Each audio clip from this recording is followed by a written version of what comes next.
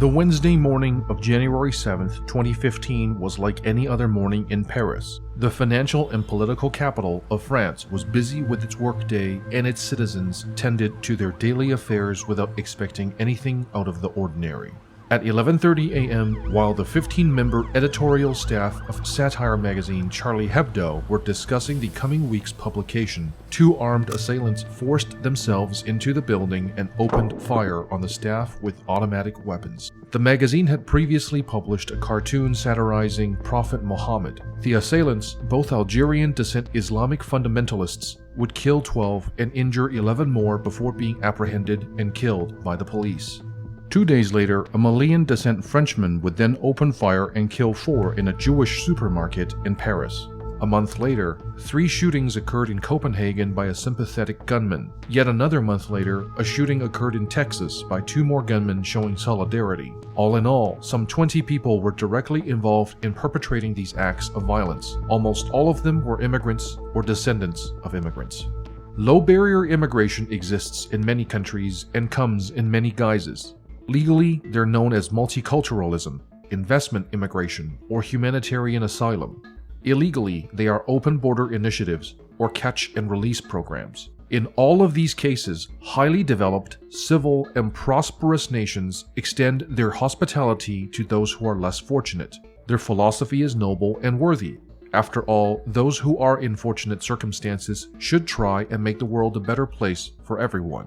While we wholeheartedly agree with this sentiment, we must recognize that politicians who advocate indiscriminate immigration programs always have ulterior motives, and that such programs will undoubtedly yield disastrous results for the host countries. By nature, humans will gravitate from less desirable environments to more desirable environments. Nations with high Human Development Index, gross domestic product, and life expectancy generally receive more immigration than countries who rank low in these measurements. The United States, Canada, Germany, France, England, and Scandinavia are only a few of the many examples. But as these countries accepted more immigrants, their problems began as well. Escaping El Salvador's long and brutal civil war in the 1980s, refugees took root in the city of Los Angeles. Undocumented Mexican, Guatemalan, and Honduran immigrants would later join this enclave, and the MS-13 gang would be born. What began as a group of innocent teenagers grouping together against bullying would quickly grow into a criminal association known for their brutal murders. The gang's existence came into being when weak immigration policies allowed illegal aliens to stay in the United States without repercussions. Later, even weaker leadership that implemented catch-and-release policies did little to reduce the number of gang members on the streets and instead gave criminals more confidence than ever. Today, MS-13 operates in all 50 United States and is one of the world's most powerful transnational criminal organizations dealing in drugs, weaponry, and human trafficking.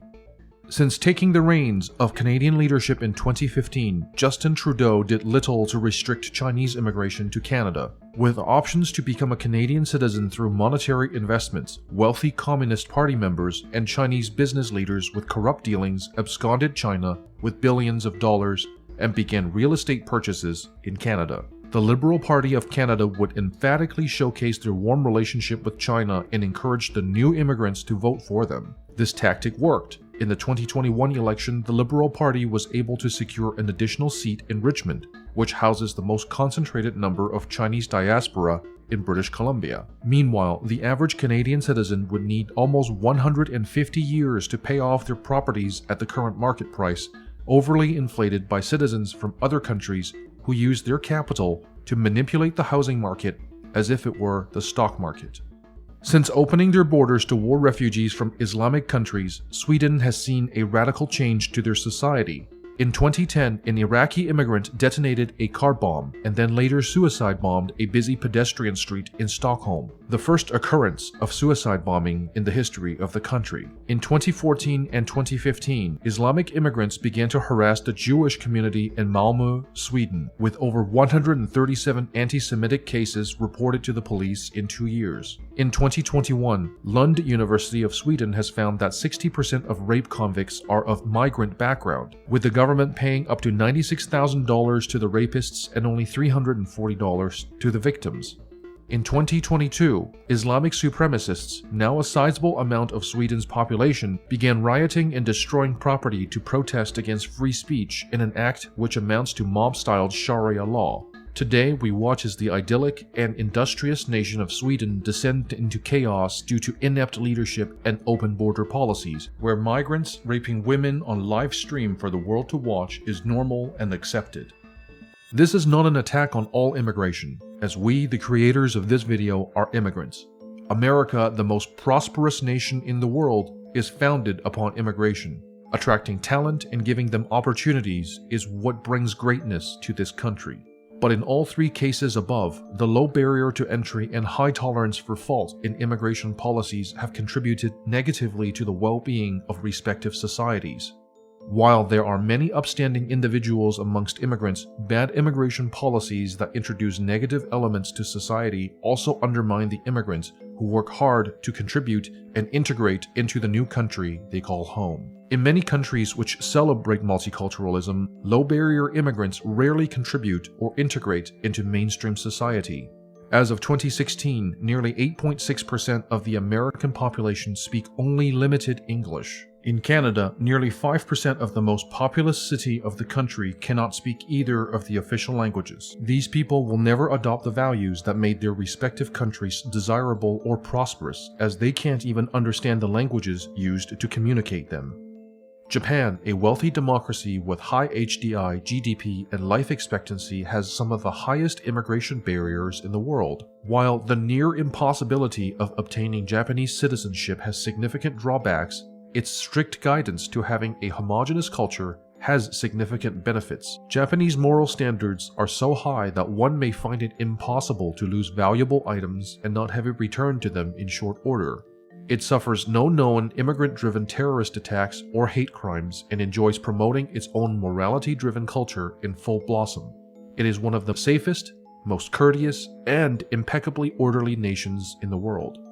Unrestricted immigration is a slippery slope tantamount to cultural self-destruction. It is a policy which uses the host nation's success and prosperity to lure dissimilar people to immigrate. Immigrants frequently introduce foreign values which brought destruction and despair to their homeland in the first place. In some cases, the new immigrants are encouraged to vote for the leaders who bring them to their new lives in exchange for expedited citizenship.